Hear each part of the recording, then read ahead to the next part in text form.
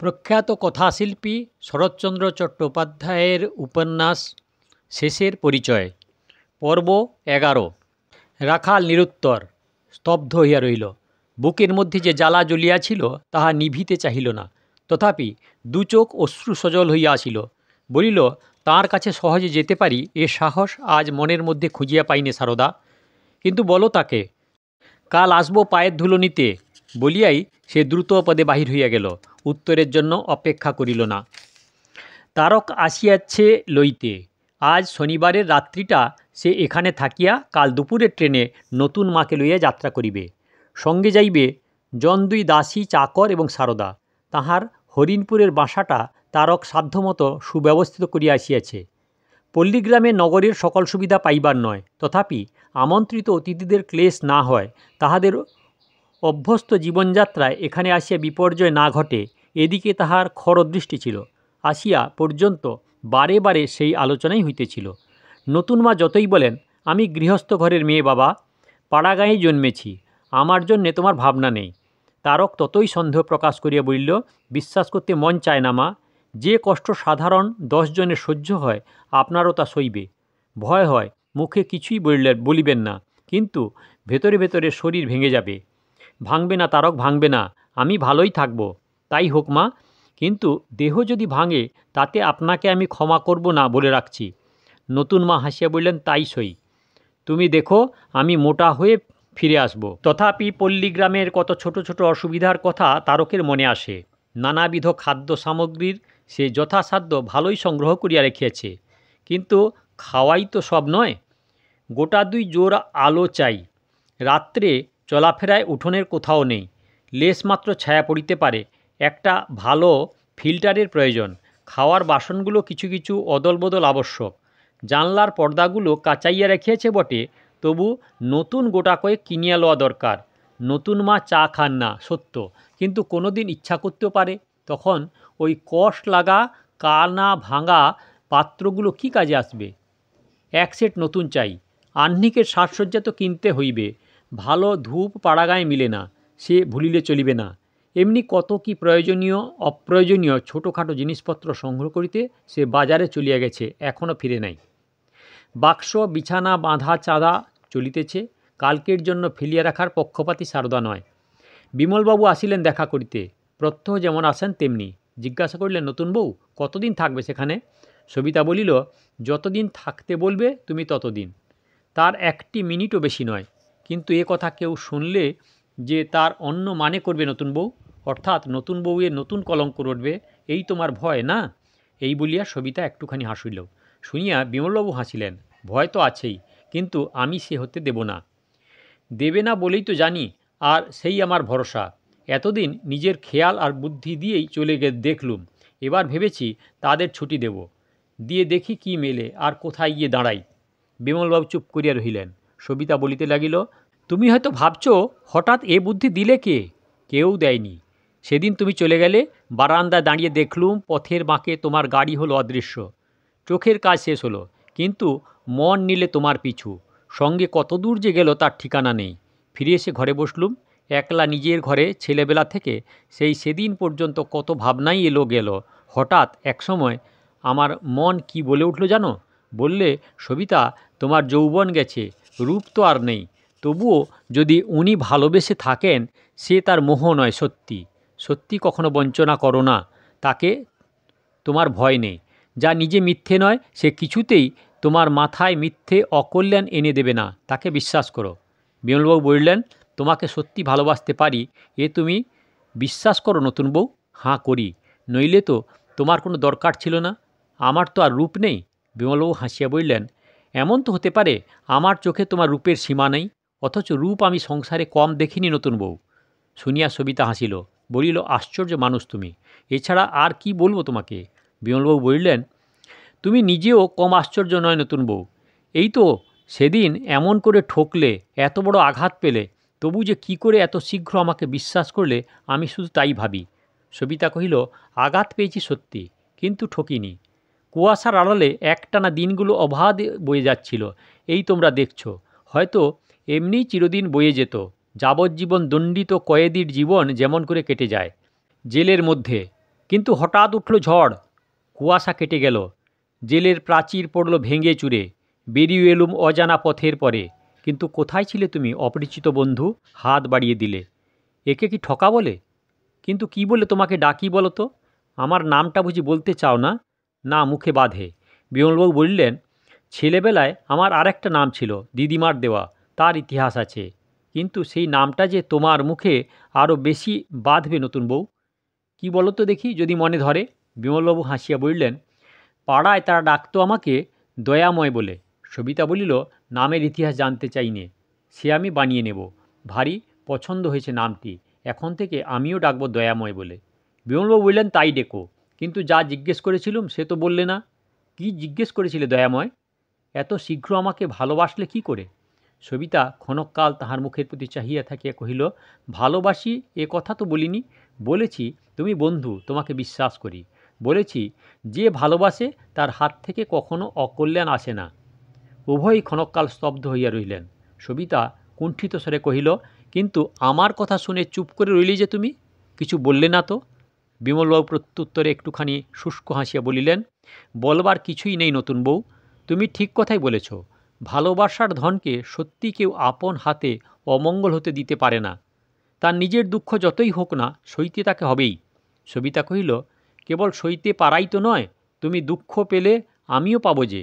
বিমলবাবু আবার একটু হাসিয়া বললেন, পাওয়া উচিত নয় নতুন বউ, তবু যদি পাও তখন এই কথা ভেবো যে অকল্যাণের দুঃখ এর চেয়েও বেশি। এ কথা কি তোমার পক্ষেও খাটে দয়াময়? না, খাটে না। তার কারণ আমার মনের মধ্যে তুমি কল্যাণের প্রতিমূর্তি, কিন্তু তোমার কাছে আমি তা নয়, হতেও পারি নে। কিন্তু সেই জন্যে তোমাকে দোষও দিই নে, অভিমানও করি নে। জানি নানা কারণে এমনি জগৎ। তুমি এলে আমার বিগত দিনের ত্রুটি যেত ঘুচে, ভবিষ্যৎ হতো উজ্জ্বল, মধুর, শান্ত, আর কল্যাণ ব্যপ্ত হতো নানা দিকে, আমাকে করে তুলতো অনেক বড়। কিন্তু আমি নিজে দাঁড়াবো কোনখানে? তুমি নিজে দাঁড়াবে কোনখানে? বিমলবাবু একেবারে স্তব্ধ হইয়া গেলেন। কয়েক মুহূর্ত স্থির থাকিয়া ধীরে ধীরে বললেন, সেও বুঝতে পারি নতুন বউ, তুমি হয়ে যাবে অপরের চোখে ছোট। তারা বলবে তোমাকে লোভী, বলবে আরও যেসব কথা তা ভাবতেও আমার লজ্জা করে। অথচ একান্ত বিশ্বাসে জানি একটি কথাও তার সত্য নয়। তার থেকে তুমি অনেক দূরে, অনেক উপরে। সবিতার চোখ সজল হইয়া আসিল। এমন সময়েও যে লোক মিথ্যা বলিতে পারিল না, তাহার প্রতি শ্রদ্ধায় ও কৃতজ্ঞতায় পরিপূর্ণ কল্যাণ, আর তুমি এনে দেবে আমাকে তেমনি পরিপূর্ণ অকল্যাণ। এমন বিপরীত ঘটনা কি করে সত্যি হয়? কি এর উত্তর? বিমলবাবু বললেন, এর উত্তর আমার নেওয়ার নয় নতুন বউ, আমার কাছে এই আমার বিশ্বাস। তোমার কাছেও আমি বিশ্বাস যদি কখনো সত্য হয়ে দেখা দেয়, তখনই কেবল মনের দ্বন্দ্ব ঘুচবে, এর উত্তর পাবে, তার আগে নয়। সবিতা কহিল, উত্তর যদি কখনো না পাই, সংশয় যদি না ঘোচে, তোমার বিশ্বাস এবং আমার বিশ্বাস যদি চিরদিন এমনি উল্টো মুখেই বয়, তবু তুমি আমার ভার বয়ে বেড়াবে? বিমলবাবু বললেন, যদি উল্টো মুখেই বয়, তবু তোমাকে আমি দোষ দেব না। তোমার ভার আজ আমার ঐশ্বর্যের প্রাচুর্য, আমার আনন্দের সেবা। কিন্তু এই ঐশ্বর্য যদি কখনো ক্লান্তির বোঝা হয়ে দেখা দেয়, সেদিন তোমার কাছে আমি ছুটি চাইব, আবেদন মঞ্জুর করো, বন্ধুর মতোই বিদায় নিয়ে যাব, কোথাও মালিন্যের চিহ্ন মাত্র রেখে যাব না তোমার কাছে, এই শপথ করলুম নতুন বউ। সবিতা তাহার মুখের পানে চাহিয়া বসিয়া রহিল। মিনিট দু তিন পরে বিমলবাবু ম্লান হাসিয়া বললেন, কি ভাবছো বলো তো? ভাবছি সংসারে এমন ভয়ানক সমস্যার উদ্ভব হয় কেন? একের ভালোবাসা যেখানে অপরিসীম, অপরের তাকে গ্রহণ করার পথ খুঁজে পায় না কেন? বিমলবাবু হাসিয়া বললেন, খোঁজা সত্যি হলেই তবে পথ চোখে পড়ে, তার আগে নয়। নইলে অন্ধকারে কেবলই হাতড়ে মরতে হয়। সংসারে এ পরীক্ষা আমাকে বহুবার দিতে হয়েছে। পথের সন্ধান পেয়েছিলে? হ্যাঁ, প্রার্থনায় যেখানে কপটতা ছিল না, সেখানেই পেয়েছিলাম। তার মানে এই যে কামনায় দ্বিধা নেই, দুর্বলতা নেই, তাকে না মঞ্জুর করার শক্তিও কোথাও নেই। এরই আর এক নাম বিশ্বাস। সত্য বিশ্বাস জগতে ব্যর্থ হয় না নতুন বউ। সবিতা কহিল, আমি যাই কেন না করি দয়াময়, তোমার নিজের চাওয়ার মধ্যে তো ছলনা নেই, তবে কেন সে আমার কাছে ব্যর্থ হলো? বিমলবাবু বললেন, ব্যর্থ হয়নি নতুন বউ, তোমাকে চেয়েছিলাম বড় করে পেতে, সে আমি পেয়েছি। তোমাকে সম্পূর্ণ করে পাইনি তা মানি, কিন্তু নিজের যে বিশ্বাসকে আমি আরও দৃঢ়ভাবে ধরে আছি, লুব্ধতা বসে, দুর্বলতা বসে তাকে যদি ছোট না করি, আমার কামনা পূর্ণ হবেই একদিন। সেদিন তোমাকে পরিপূর্ণ করেই পাব। আমাকে বঞ্চিত করতে পারবে না কেউ, তুমিও না। সবিতা নীরবে চাহিয়া রহিল। যা অসম্ভব কি করি আর একদিন যে তাহা সম্ভব হইবে সে ভাবিয়া পাইল না। দয়াময়ের কাছে নিচু হইয়া বুকে হাঁটিয়া যাওয়ার পথ আছে, কিন্তু স্বচ্ছন্দে সোজা হইয়া চলবার পথ কই? সারদা আসিয়া বলিল, রাখালবাবু এসেছেন মা। রাজু কইছে? এই মা আমি, বলিয়া রাখাল প্রবেশ করিল। তাহার পায়ের ধুলা লইয়া প্রণাম করিয়া পরে বিমলবাবুকে নমস্কার করিয়া মেঝের পাতা গালিচার উপর গিয়া বসিল। সবিতা বলিল, তারক এসেছে আমাকে নিতে, কাল যাব আমরা তার হরিণপুরের বাড়িতে। শুনেছ রাজু? রাখাল কহিল, সারদার মুখে হঠাৎ শুনতে পেয়েছি মা। হঠাৎ তো নয় বাবা, ওকে যে তোমার মত নিতে বলেছিলুম। আমার মত কি আপনাকে জানিয়েছে সারদা? সবিতা বললেন, না, কিন্তু জানি সে তোমার বন্ধু, তার কাছে যেতে তোমার আপত্তি হবে না। রাখাল প্রথমটা চুপ করে রইল, তারপর বলিল, আমার মতামতের প্রয়োজন নেই মা, আমার চেয়েও আপনাদের সে ঢের বড় বন্ধু। এ কথায় সবিতা বিস্ময়াপন্ন হইয়া জিজ্ঞাসা করিল, এর মানে রাজু? রাখাল কহিল, সমস্ত কথার মানে খুলে বলতে নেই মা, মুখের ভাষায় তার অর্থ বিকৃত হয়ে ওঠে, সে আমি বলবো না। কিন্তু আমার মতামতের পরেই যদি আপনাদের যাওয়া না যাওয়া নির্ভর করে, তাহলে যাওয়া আপনাদের হবে না, আমার মত নেই। সবিতা অবাক হইয়া বললেন, সমস্ত স্থির হয়ে গেছে যে রাজু? আমার কথা পেয়ে তারক জিনিসপত্র দোকানে কিনতে গেছে, আমাদের জন্যে তার পল্লীগ্রামের বাসায় সকল প্রকারের ব্যবস্থা করে রেখে এসেছে, আমাদের যাতে কষ্ট না হয়। এখন না গিয়ে উপায় কী বাবা? রাখাল শুষ্ক হাসিয়া কহিল, উপায় যে নেই সে আমি জানি। আমার মত নিয়ে আপনি কর্তব্য স্থির করবেন সে উচিতও নয়, প্রয়োজনও নয়। কাল সারদা বলেছিল, আপনি তাকে বলেছেন ছেলে বড় হলে তার মত নিয়ে তবে কাজ করতে হয়। আপনার মুখের এ কথা আমি চিরদিন কৃতজ্ঞতার সঙ্গে স্মরণ করব। কিন্তু যে ছেলের শুধু পরের বেগার খেটেই চিরকাল খাটল, তার বয়স কখনো বাড়ে না, পরের কাছেও না আর মায়ের কাছেও না। আমি আপনার ছেলে, সেই ছেলে নতুন মা। সবিতা অধোমুখে নীরবে বসিয়া রহিলেন। রাখাল বলিল, মনে দুঃখ করবেন নতুন মা, মানুষের অবজ্ঞার নিচে মানুষের ভার বয়ে বেড়ানোই আমার অদৃষ্ট। সারদা চুপ করিয়া শুনিতেছিল, সে যেন আর সহিতে পারিল না, বলিয়া উঠিল, আপনি অনেকের অনেক কিছুই করেন, কিন্তু এমন করে মাকে খোঁটা দেওয়ার আপনার উচিত নয়। সবিতা তাহাকে চোখের ইঙ্গিতে নিষেধ করিয়া বলিলেন, সারদা বলে বলুক রাজু, এমন কথা আমার মুখ দিয়ে কখনো বার হবে না। রাখাল কহিল, তার মানে আপনি তো সারদা নয় মা? সারদাদের আমি অনেক দেখেছি, ওরা কড়া কথার সুযোগ পেলে ছাড়তো না, তাতে কৃতজ্ঞতার ভাবটা ওদের লঘু হয়, ভাবে দেনা পাওনা শোধ হলো। সবিতা মাথা নাড়িয়ে বললেন, না বাবা, ওকে তুমি বড্ড অবিচার করলে। সংসারে সারদা একটি আছে, অনেক নেই রাজু। সারদা মাথা হেঁট করিয়া বসিয়াছিল, নিঃশব্দে উঠিয়া চলিয়া গেল। সবিতা জিজ্ঞাসা করিলেন, তারকের সঙ্গে কি তোমার ঝগড়া হয়েছে রাজু? না মা, তার সঙ্গে আমার দেখাই হয়নি। আমাদের নিয়ে যাওয়ার কথা তোমাকে জানায়নি সে? কোনো দিন না। সারদা বলে, আমার বাসাতে যাওয়ার সে সময় পায় না। কিন্তু আর নয় মা, আমার যাওয়ার সময় হলো, আমি উঠি। এই বলিয়া রাখাল উঠিয়া দাঁড়াইল। বিমলবাবু এতক্ষণ পর্যন্ত একটি কথাও বলেন নাই, এইবার কথা কহিলেন। সবিতাকে উদ্দেশ্য করে বললেন, তোমার ছেলের সঙ্গে আমার পরিচয় করে দেবে না নতুন বউ? এমনি অপরিচিত হয়ে দুজনে থাকব? সবিতা বললেন, ও আমার ছেলে, এই ওর পরিচয়। কিন্তু তোমার পরিচয় ওর কাছে কি দেব দয়াময়? আমি নিজেই তো এখনও জানি নে, যখন জানতে পারবো দেব। দেখো, ওর কাছে আমার গোপন কিছুই নেই, আর সব দোষগুণ নিয়ে আমি ওর নতুন মা। রাখাল কহিল, ছেলেবেলায় যখন কেউ আমার আপনার রইল না, তখন আমাকে উনি আশ্রয় দিয়েছিলেন, মানুষ করেছিলেন, মা বলে ডাকতে শিখিয়েছিলেন। তখন থেকে মা বলেই জানি, চিরকালই মা বলে জন্ম। এই বলিয়া হেঁট হইয়া সে আরেকবার নতুন মার পায়ের ধুলা লইল। বিমলবাবু বলিলেন, তারকের ওখানে তোমার নতুন মা যেতে চান কিছুদিনের জন্যে, এখানে ভালো লাগছে না বলে। আমি বলি, যাওয়াই ভালো, তোমার সম্মতি আছে? রাখাল হাসিয়া কহিল, আছে। সত্যি বলো রাজু, কারণ তোমার সম্মতিতে ওর যাওয়া হবে না, আমি নিষেধ করব। আপনার নিষেধ উনি শুনবেন? অন্তত নিজের কাছে নতুন বউ এই প্রতিজ্ঞাই করেছেন। এই বলিয়া বিমলবাবু একটুখানি হাসিলেন। সবিতা তৎক্ষণাৎ স্বীকার করে বললেন, হাঁ, এই প্রতিজ্ঞাই করেছি, তোমার আদেশ আমি লঙ্ঘন করব না। শুনিয়া রাখালের চোখের দৃষ্টি মুহূর্তের জন্য রুক্ষ হইয়া উঠিল। কিন্তু তখনই নিজেকে শান্ত করিয়া সহজ গলায় বলিল, বেশ, আপনারা যা ভালো বুঝবেন করুন, আমার আপত্তি নেই নতুন মা। এই বলিয়া সে আর কোনো প্রশ্নের পূর্বেই নিচে নামিয়া গেল। নিচে পথের একধারে দাঁড়াইয়াছিল সারদা। সে সম্মুখে আসিয়া কহিল, একবার আমার ঘরে যেতে হবে দেবতা। কেন? সারদাদের অনেক দেখেছেন বললেন, আপনার কাছে তাদের পরিচয় নেব। কি হবে নিয়ে? মেয়েদের প্রতি আপনার ভয়ানক ঘৃণা। কৃতজ্ঞতার ঋণ কী দিয়ে শোধ করে আপনার কাছে তার গল্প শুনব? রাখাল বলিল, গল্প করার সময় নেই, আমার কাজ আছে। সারদা বলিল, কাজ আমারও আছে, কিন্তু আমার ঘরে যদি আজ না যান, কাল শুনতে পাবেন। সারদারা অনেক ছিল না, সংসারে কেবল একটিই ছিল। তাহার কণ্ঠস্বরে আকস্মিক পরিবর্তনে রাখাল স্তব্ধ হইয়া গেল। তাহার মনে পড়িল সেই প্রথম দিনটির কথা, যেদিন সারদা মরিতে বসিয়াছিল। সারদা জিজ্ঞাসা করিল, বলুন কি করবেন? রাখাল কহিল, থাক কাজ, চলো তোমার ঘরে যাই। সারদার ঘরে বসিয়া রাখাল বিছানায় বসিল। জিজ্ঞাসা করিল, ডেকে আনলে কেন? সারদা বলিল, যাওয়ার আগে আর একবার আপনার পায়ের ধুলো আমার ঘরে পড়বে বলে। ধুলো তো পড়ল, এবার উঠি। এতই তাড়া? দুটো কথা বলবার সময় দেবেন না? সে দুটো কথা তো অনেকবার বলেছ সারদা।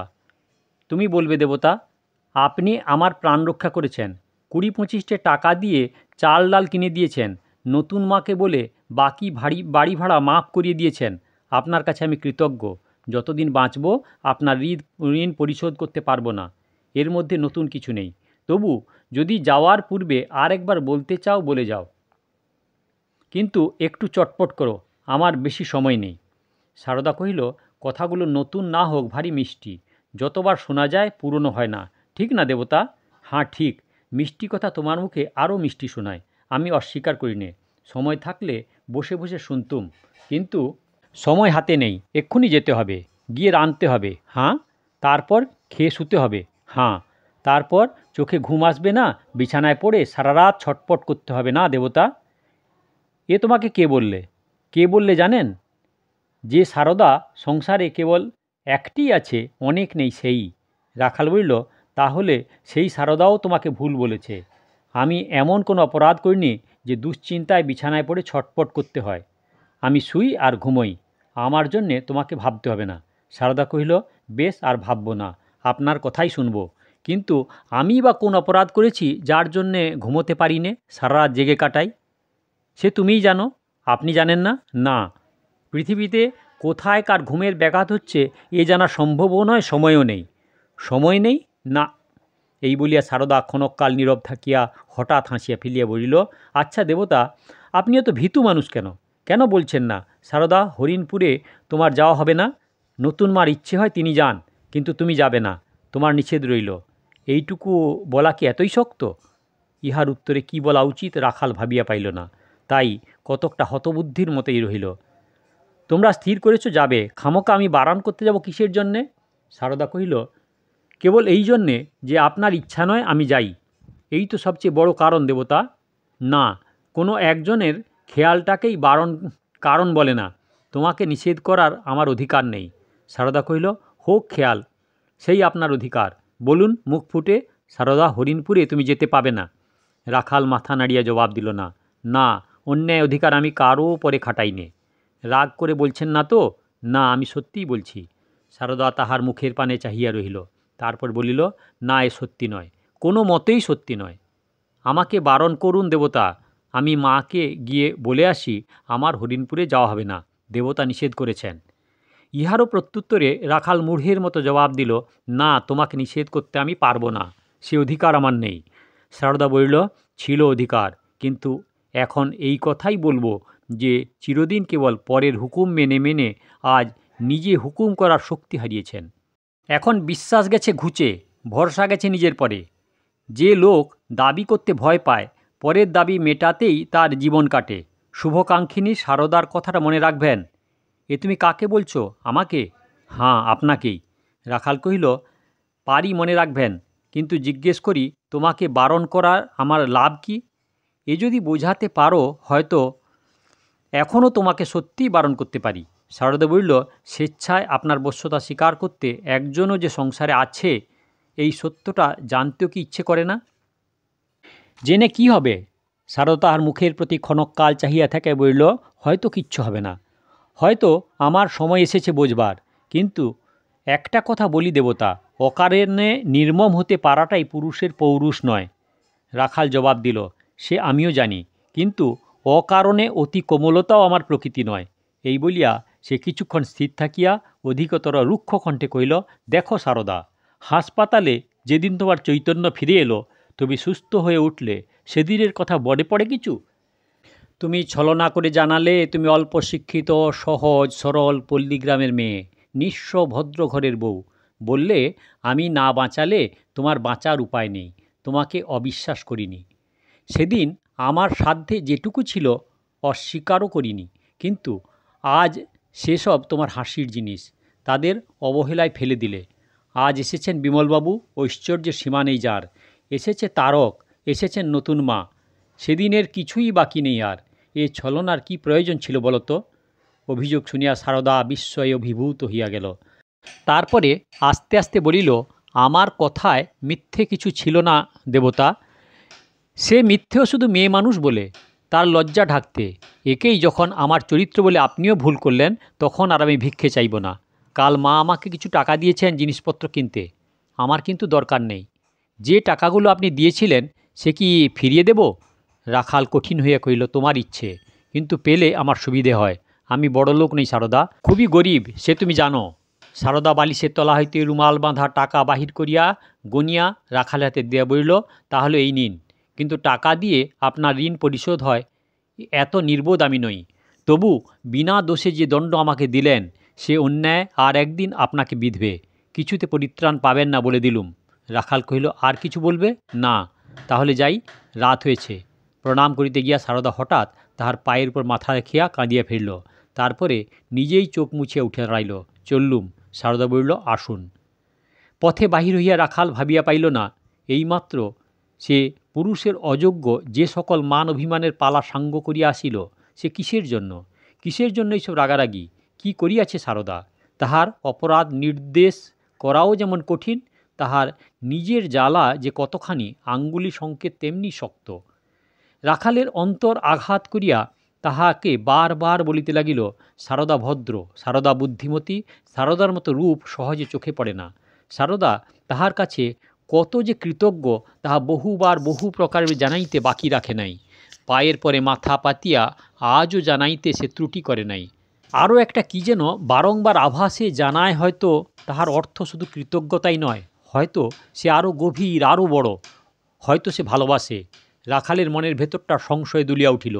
বহুদিন বহু নারীর সংস্পর্শে সে বহুভাবে আসিয়াছে, কিন্তু কোনো মেয়ে কোনোদিন তাহাকে ভালোবাসিয়াছে? এ বস্তু এমনি অভাবিত যে সে আজ প্রায় অসম্ভবের কোঠায় গিয়া উঠিয়াছে। আর সেই বস্তুই কি সারদা তাহাকে দিতে চায়? কিন্তু গ্রহণ করিবে সে কি লজ্জায়। সারদা বিধবা, সারদা নিন্দিতা, কুলত্যাগিনী। ও প্রেমে না আছে গৌরব, না আছে সম্মান। নিজেকে সে বুঝাইয়া বলিতে লাগিল, আমি গরিব বলেই তো কাঙালি বৃত্তি নিতে পারি নে। অন্নাভাব হয়েছে বলে পথের উচ্ছিষ্ট তুলে মুখে পূর্ব কেমন করে? এ হয় না, এ যে অসম্ভব। তথাপি বুকের ভেতরটা কেমন যেন করিতে থাকে।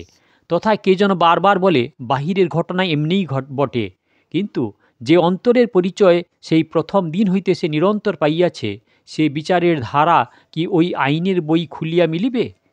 যে মেয়েদের সংসর্গে তাহার এতকাল কাটিল, সেখানে কোথায় সারদার তুলনা?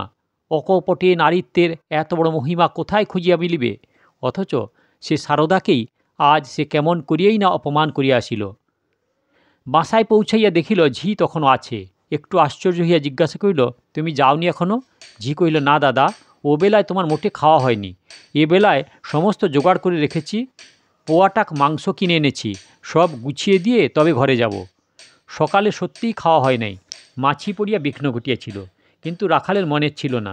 ইতিপূর্বে এমন কতদিন হইয়াছে। তখন সন্ধ্যাকালে স্বল্পাহারে রাত্রের ভূরিভোজনের আয়োজনে এই ঝি পূর্ণ করিয়াছে। নতুন নয়, অথচ তাহার কথা শুনিয়া রাখালের চোখ অশ্রু ভারাক্রান্ত হইয়া উঠিল। বলিল, তুমি বুড়ো হয়েছ নানি, কিন্তু মরে গেলে আমার কি দুর্দশা হবে বলো তো? জগতে আর কেউ নেই যে তোমার দাদাবাবুকে দেখবে। এই স্নেহের আবেদনে ঝির চোখেও জল আসিল। বলিল, সত্যি কথাই তো, কিন্তু বুড়ো হয়েছি, মরব না? কতদিন বলছি তোমাকে, কিন্তু কান দাও না, হেসে উড়িয়ে দাও। এবার আর শুনবো না, বিয়ে তোমাকে করতে হবে। 2 দিন বেঁচে থেকে চোখে দেখে যাব, নইলে মরেও সুখ পাবো না দাদা। রাখাল হাসিয়া বলল, তাহলে সেই সুখের আশা নেই নানি। আমার ঘরবাড়ি নেই, বাপ মা আপনার লোক নেই, মোটা মাইনের চাকরি নেই, আমাকে মেয়ে দেবে কে? ইস, মেয়ের ভাবনা! একবার মুখ ফুটে বললে যে কত গন্ডার সম্বন্ধ এসে হাজির হবে। তুমি একটা করে দাও না নানি। পারিনি বুঝি? আমার হাতে লোক আছে, তাকে কালই লাগিয়ে দিতে পারি।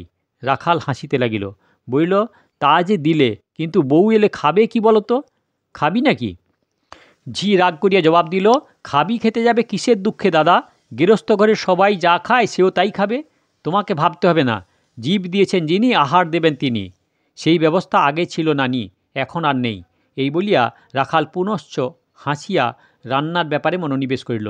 তাহার রান্না হয় কুকারে। শৌখিন মানুষ, ছোট বড় মাঝারি নানা আকারের কুকার। আজ রান্না চাপিল বড়টায়। 3-4টা পাত্রে নানাবিধ তরকারি এবং মাংস।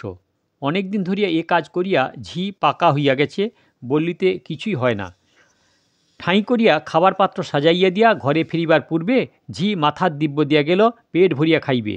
বলিল, সকালে এসে যদি দেখি সব খাওনি পড়ে আছে, তাহলে রাগ করব বলে গেলুম।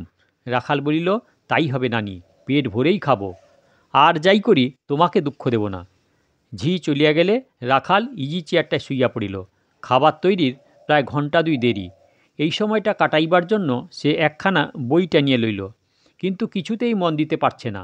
মনে পড়ে সারদাকে, মনে পড়ে নিজের অকারণ অধীরতা। আপনাকে সম্বরণ করিতে পারে নাই। অন্তরের ক্রোধ ও ক্ষোভের জ্বালা কদর্য দৃঢ়তায় বারে বারে ফাটিয়া বাহির হইয়াছে, ছেলে মানুষের মতো। বুদ্ধিমতী সারদার কিছুই বুঝিতে বাকি নেই। এমন করিয়া নিজেকে ধরা দেওয়ার কি আবশ্যক ছিল? কি আবশ্যক ছিল নিজেকে ছোট করার? মনে মনে লজ্জা অবধি রহিল না। ইচ্ছা করিল আজিকার সমস্ত ঘটনা কোনো মতে যদি মুছিয়া ফেলিতে পারে। নিজের জীবনের যে কাহিনী সারদা আজও কাহাকে বলিতে পারে নাই, বলিয়াছে শুধু তাহাকে। সেই অকপট বিশ্বাসের প্রতিদান কি পাইল সে? পাইল শুধু অশ্রদ্ধা ও অকারণ লাঞ্ছনা। অথচ ক্ষতি তাহার কি করিয়াছিল সে? একটা কথাও প্রতিবাদ করে নাই সারদা, শুধু নিরুত্তরে সহ্য করিয়াছে। নিরুপায় রমণীর এই নিঃশব্দ অপমান এতক্ষণে ফিরিয়া আসিয়া যেন তাহাকেই অপমান করিল। উত্তেজনায় চঞ্চল হইয়া রাখাল চেয়ার ছাড়িয়া উঠিয়া দাঁড়াইল। থাক আমার রান্না, এই রাত্রেই ফিরে গিয়ে আমি তার কাছে ক্ষমা চেয়ে আসব। তাকে স্পষ্ট করে বলবো, কোথায় আমার জ্বালা, কোথায় আমার ব্যথা ঠিক জানি নে সারদা, কিন্তু যেসব কথা তোমাকে বলে গেছি সেসব সত্যি নয়, সে এক্কেবারে মিথ্যে। কুকারের খাওয়ার ফুটিতে লাগিল, ঘরের আলো জ্বলিতে লাগিল। গায়ের চাদরটা টানিয়া লইয়া সে দ্বারে তালা বন্ধ করিয়া পথে ভারী হইয়া পড়িল।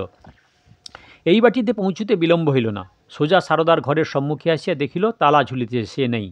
উপরে উঠিয়াই সম্মুখে চোখে পড়িল 2খানা চেয়ারে মুখোমুখি বসিয়া বিমলবাবু ও সবিতা গল্প চলিতেছে। তাহাকে দেখিয়া একটু বিস্মিত হইয়া প্রশ্ন করিলেন, তুমি এতক্ষণ এই বাড়িতে ছিলে রাজু? না মা, বাসায় গিয়েছিলাম। বাসা থেকে আবার ফিরে এলে কেন? রাখাল চট করিয়া জবাব দিতে পারিল না। পরে বলিল, একটু কাজ আছে মা, ভাবলাম তারকের সঙ্গে অনেক দিন দেখা হয়নি, একবার দেখা করে আসি। কাল তো আর সময় পাওয়া যাবে না। না, আমরা সকালেই রওনা হব। বিমলবাবু বললেন, তারক কি ফিরেছে? সবিতা কহিলেন, না। ছেলেটা কি যে এত আমাদের জন্য কিনছে আমি ভেবে পাইনে। বিমলবাবু এই কথায় জবাব দিলেন, বলিলেন, সে জানে তার অতিথি সামান্য ব্যক্তি নয়, তার মর্যাদার উপযুক্ত আয়োজন তার করা চাই। সবিতা হাসিয়া কহিলেন, তাহলে তার উচিত ছিল তোমার কাছে ফর্দ লিখিয়ে নিয়ে যাওয়া। শুনিয়া বিমলবাবু হাসিলেন, বলিলেন, আমার ফর্দ তার সঙ্গে মিলবে না নতুন বউ, ও যার যা আলাদা, তবেই মন খুশি হয়। এই আলোচনায় রাখাল যোগ দিতে পারিল না। হঠাৎ মনের ভেতরটা যেন জ্বলিয়া উঠিল। খানিক পরে নিজেকে একটু শান্ত করিয়া জিজ্ঞাসা করিল, সারদাকে তো তার ঘরে দেখলুম না মা। সবিতা বলিল, আজ কি তার ঘরে থাকবার জো আছে বাবা? তারক খাবে। বামুন ঠাকুরকে সরিয়ে দিয়ে সে দুপুরবেলা থেকেই একরকম রাঁধতে লেগেছে। কত কী যে তৈরি করেছে তার ঠিকানা নেই। বিমলবাবু বললেন, সে আমাকেও যে খেতে বলেছে নতুন বউ। তোমারও নেমন্তন্ন নাকি? হ্যাঁ, তুমি তো কখনো খেতে বললে না, কিন্তু সে আমাকে কিছুতেই যেতে দিলে না। আজ তাই বুঝি বসে আছো এতক্ষণ? আমি বলি, বুঝি আমার সঙ্গে কথা কইবার লোভে? বলিয়া সবিতা মুখ টিপে হাসিলেন। বিমলবাবু হাসিয়া বললেন, মিথ্যে কথা ধরা পড়ে গেল। খোঁটা দিতে নেই নতুন বউ, ভারী পাপ হয়। রাখাল মুখ ফিরে লইল। এই হাস্য পরিহাসে আর একবার তাহার মনটা জ্বলিয়া উঠিল। সবিতা জিজ্ঞাসা করিল, সারদা তোমাকে খেতে বলেনি রাজু? না মা। সবিতা অপ্রতিভ হইয়া কহিলেন, তাহলে বুঝি ভুলে গেছে। এই বলিয়া তিনি নিজেই সারদাকে ডাকিতে লাগিলেন। সে আসিলে জিজ্ঞাসা করিলেন, আমার রাজুকে খেতে বলনি সারদা? না মা, বলিনি। কেন বলনি? মনে ছিল না বুঝি? সারদা চুপ করে রহিল। সবিতা বললেন, মনে ছিল না রাজু, কিন্তু এ ভুল ও অন্যায়। রাখাল কহিল, মনে না থাক, দুর্ভাগ্য হতে পারে নতুন মা, কিন্তু তাকে অন্যায় বলা চলে না। সারদা আমাকে জিজ্ঞাসা করলেন, বাসায় গিয়ে ফিরে এলেন বুঝি? আপনাকে রাঁধতে হবে? বললাম হাঁ। প্রশ্ন করলেন, তারপরে খেতে হবে? বললাম হাঁ। কিন্তু এরপরেও আমাকে খেতে বলার কথা ওর মনেই এলো না। কিন্তু এটা জেনে রাখবেন নতুন মা, এ মনে না থাকা ন্যায় অন্যায়ের অন্তর্গত নয়, চিকিৎসার অন্তর্গত। এই বলিয়া রাখাল নীরস হাস্যে তীক্ষ্ণ বিদ্রুপ মিশাইয়া জোর করি হাসিতে লাগিল। সবিতা কি বলিবে ভাবিতে পাইলেন না। সারদা তেমনি নিঃশব্দেই দাঁড়াইয়া রহিল। রাখাল মনে মনে বুঝিল, অন্যায় হইতেছে, তাহার কথা মিথ্যা না হইয়াও মিথ্যার বেশি দাঁড়াইতেছে। তবু থামিতে পারিল না। বলিল, তারক এখানে এলেও আমার সঙ্গে দেখা করে না। সারদা বলেন, তার সময়াভাব। সত্যি হতেও পারে, তাই সময় করে আমিই দেখা করতে এলাম, খেতে আসিনি নতুন মা। একটু থামিয়া বলিল, সারদার হয়তো সন্দেহ আমাকে তারক পছন্দ করে না, আমার সঙ্গে খেতে বসা তার ভালো লাগে না। দোষ দিতে পারি নে মা, তারক এখানে অতিথি, তার সুখ সুবিধেই আগে দেখা দরকার। সারদা তেমনি নির্বাক। সবিতা ব্যাকুল হইয়া বলিলেন, তারক অতিথি, কিন্তু তুমি যে আমার ঘরের ছেলে রাজু, আমি অসুবিধে কারো ঘটাতে চাই নে, যার যে ইচ্ছে করুক, কিন্তু আমার ঘরে আমার কাছে বসে আজ তুমি খাবে। রাখাল মাথা নাড়িয়ে অস্বীকার করিল, না, সে হয় না। কহিল, আমার বুড়ো নানি বেঁচে থাক, আমার কুকার অক্ষয় হোক, তার সিদ্ধ রান্নাই আমার অমৃত। বড় ঘরের বড় রকমের খাওয়ায় আমার লোভ নেই নতুন মা। সবিতা বললেন, লোভের জন্য বললে রাজু, কিন্তু না খেয়ে আজ যদি তুমি চলে যাও, দুঃখের আমার সীমা থাকবে না, এ তোমাকে বললুম। অপরাধ ঢের বাড়িয়া গেল। রাখাল নির্মম হইয়া কহিল, বিশ্বাস হয় না নতুন মা, মনে হয় এ শুধু কথার কথা, বলতে হয় তাই বলা। আমি না খেয়ে গেলে আপনার দুঃখের সীমা থাকবে না? কারো জন্যেই আপনার দুঃখ বোধ নেই, এই আপনার প্রকৃতি। দুঃসহ বিস্ময়ে সবিতার মুখ দিয়া শুধু বাহির হইল, বলো কি রাজু? কেউ বলে না বলেই বললাম নতুন মা, আপনার সৌজন্য সহৃদয়তা, আপনার বিচার বুদ্ধির তুলনা নেই। আর্তের পরম বন্ধু আপনি, কিন্তু দুঃখীর মা আপনি নন। দুঃখবোধ শুধু আপনার বাইরের ঐশ্বর্য, অন্তরের ধন নয়। তাই যেমন সহজে গ্রহণ করেন, তেমনি অবহেলায় ত্যাগ করেন। আপনার বাধে না। বিমলবাবু বিস্ময়ে বিস্ফারিত চোখে স্তব্ধভাবে চাহিয়া রহিল। রাখাল বলিল, আপনি আমার অনেক করেছেন নতুন মা, সে আমি চিরদিন মনে রাখব, কেবল মুখের কথা দিয়ে নয়, দেহ মনের সমস্ত শক্তি দিয়ে। আপনার সঙ্গে আর বোধ করি আমার দেখা হবে না, হয় এ ইচ্ছাই নেই। কিন্তু নিজের যদি কিছু পুণ্য থাকে, তার বদলে ভগবানের কাছে প্রার্থনা জানাই, এবার যেন আপনাকে তিনি দয়া করেন, অজানার মধ্যে যেন জানার মধ্যে এবার যেন তিনি আপনাকে স্থান দেন। অজানার মধ্যে থেকে জানার মধ্যে এবার যেন তিনি আপনাকে স্থান দেন। শেষ দিকে হঠাৎ তাহার গলাটা ধরিয়াছিল। সবিতা একদৃষ্টে তাহার প্রতি চাহিয়াছিল। কথা শুনিয়া রাগ করিলেন না, বরং গভীর স্নেহের সুরে বলিলেন, তাই হোক রাজু, ভগবান যেন তোমার প্রার্থনাই মঞ্জুর করেন, আমার অদৃষ্টে যেন তাহাই ঘটিতে পায়। চললাম নতুন মা। সবিতা উঠিয়া আসিয়া তাহার একটা হাত ধরে বলিল, রাজু, কিছু কি হয়েছে বাবা? কি হবে নতুন মা? এমন কিছু যা তোমাকে আজ এত চঞ্চল করছে? তুমি তো নিষ্ঠুর নও, কটু কথা তো তোমার স্বভাব নয়। প্রত্যুত্তরে রাখাল হেঁট হইয়া শুধু তাহার পায়ের ধুলা লইল, আর কিচ্ছু বলিল না। চলিতে উদ্যত হইলে বিমলবাবু বলিলেন, রাজু বিশেষ পরিচয় নেই দুজনের, কিন্তু আমাকে বন্ধু বলেই যেন। রাখাল ইহারও জবাব দিল না, ধীরে ধীরে নিচে চলিয়া গেল। কালকের মতো আজও সিঁড়ির কাছে দাঁড়াইয়াছিল সারদা। কাছে আসিতেই মৃদু কণ্ঠে কহিল, দেবতা, কি চাও তুমি? বলেছিলেন, অনেক সারদার মধ্যে আমিও একজন, হয়তো আপনার কথাই সত্যি, সে আমি জানি। সারদা বলিল, নানাভাবে দয়া করে আমাকে বাঁচিয়েছেন বলেই আমি বেঁচেছিলুম। আপনি অনেকের অনেক করেন, আমারও করেছিলেন, তাতে ক্ষতি আপনার হয়নি। বেঁচে যদি থাকি, এইটুকু কেবল জেনে রাখতে চাই। রাখাল এই প্রশ্নের উত্তর দিল না, নীরবে বাহির হইয়া গেল। শরৎচন্দ্র চট্টোপাধ্যায় রচিত শেষের পরিচয় উপন্যাসের সমাপ্তি। দয়া করে সাবস্ক্রাইব করবেন, লাইক করবেন, শেয়ার করবেন, কমেন্ট করবেন। আর এই উপন্যাসের শুরু থেকে দেখতে হলে কাকন বাসুতে ক্লিক করে ভিডিও দেখুন আর শরৎচন্দ্রের মতো লেখকের গল্প শোনার জন্য অপেক্ষা করুন।